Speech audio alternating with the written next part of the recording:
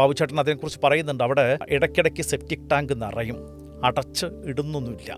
അപ്പോൾ നിറയുമ്പോൾ പുറത്തുനിന്ന് ആൾക്കാർ വന്നിട്ടൊന്നും ഇത് എടുത്തു മാറ്റുന്ന പരിപാടിയില്ല, കുട്ടികൾ തന്നെ ചെയ്യണം. അപ്പോൾ ഈ കുട്ടികളെ കൊണ്ട് അത് ചെയ്യിപ്പിക്കും അത്രേ.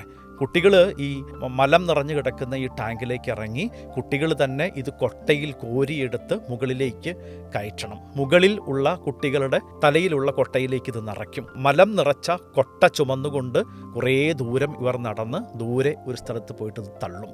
അപ്പോൾ ഇതിങ്ങനെ ചുമന്ന് നടക്കുമ്പോൾ ഈ മലം മുഴുവൻ താഴേക്ക് ഒലിക്കും, മുഖത്തൊക്കെ ആവും. എന്നിട്ട് ഇവരിത് ചെയ്യുന്നത് എന്തിനാണെന്ന് വെച്ച് കഴിഞ്ഞാൽ ഇങ്ങനത്തെ ഈ ദിവസം വരുമ്പോൾ ഇവർക്ക് വലിയ സന്തോഷമാണ്. കാരണം ആ ദിവസങ്ങളിൽ മാത്രം അവർക്ക് രാത്രി ചോറിനൊപ്പം മട്ടൻ കറി വിളമ്പും, ഈ സെപ്റ്റിക് ടാങ്ക് ക്ലീനിങ് ഉള്ള ദിവസങ്ങളിൽ മാത്രം.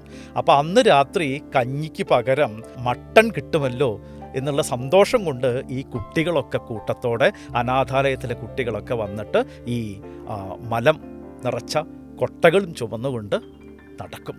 വൈകുന്നേരം ആകുമ്പോൾ എല്ലാ കുട്ടികളെയും നിരയായി നിർത്തി വലിയ ശക്തിയുള്ള മോട്ടോർ ഉപയോഗിച്ച് വെള്ളം ചീറ്റി ഈ മലവും അഴുക്കുമൊക്കെ ശരീരത്തിൽ നിന്ന് കഴുകിക്കളയും. എന്നിട്ട് ഇവർ ഭക്ഷണം കഴിക്കാൻ വേണ്ടി വന്നിരിക്കും. അവർക്ക് മട്ടൻ കൂട്ടി അന്ന് രാത്രി ഭക്ഷണം കഴിക്കാം. അതിനുവേണ്ടി കുട്ടികളൊക്കെ സന്തോഷത്തോടെ ഇതിൽ പങ്കുചേരും. അങ്ങനെ തലച്ചുമടായി മലം ചുമന്നുകൊണ്ട് നടന്ന ആ പയ്യൻ ഇന്ന് ഫ്രാൻസിൽ സർവകലാശാലകളിൽ അധ്യാപകനായിട്ട് ജോലി ചെയ്യുന്നു. അവൻ ഗവേഷകനാണ്. അയാളുടെ പേര് ബാബു എബ്രഹാം എന്നാണ്.